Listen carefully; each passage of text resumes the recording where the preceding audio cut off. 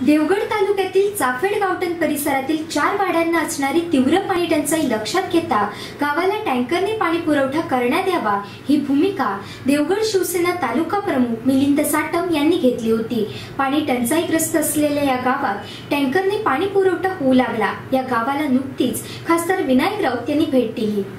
कोकणात पाणीसाठा भरपूर असून त्याचे योग्य प्रमाणात नियोजन होत नसल्याने पाणी टंचाईला सामोरे जावे लागत आहे। कोकणात अस्तित्वात असलेला पाणी पुरवठा गावांपर्यंत कसा पोहोचेल त्या दृष्टीने नियोजन करून गावातील पाणी प्रश्न कायमचे सोडवणार असल्याचे खासदार विनायक राऊत यांनी सांगितले। यावेळी सभापती सौ जयश्री आडिवरेकर, उपसभापती संजय देवरुखकर, गट विकास अधिकारी विजय चव्हाण, जिल्हा परिषद सदस्य प्रकाश नारकर, तालुकाध्यक्ष मिलिंद साटम, सुभाष मयेकर आदी उपस्थित होते।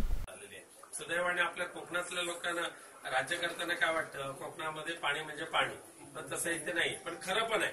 आता येताना आम्ही तरंदळेचं धरण बघितलं, पाणी भरपूर आहे, खूप पाणी आहे। तर भविष्यामध्ये अशी जी काही धरणं आपली भरलेली आहेत, सुदैवाने ह्या जिल्ह्यातली सगळी धरणं भरलेली आहेत, तर ते अस्तित्वात असलेल्या पाणी अस्तित्वात असलेलं जो पाणी आहे त्याचं गावापर्यंत कशी ते घेऊन जायचं या दृष्टिकोनातून आपण चांगल्या पद्धतीने एकदा बसून नियोजन करूया।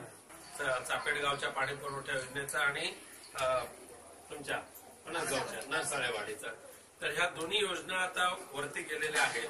त्या दृष्टिकोनातून निधी त्या ठिकाणून नक्की मिळवून देणार आणि भविष्यामध्ये ह्या गावाचा कायमस्वरूपी पाणी प्रश्न कसा सुटेल या दृष्टिकोनातून आपण प्रयत्न करूया। मिलिंद साटम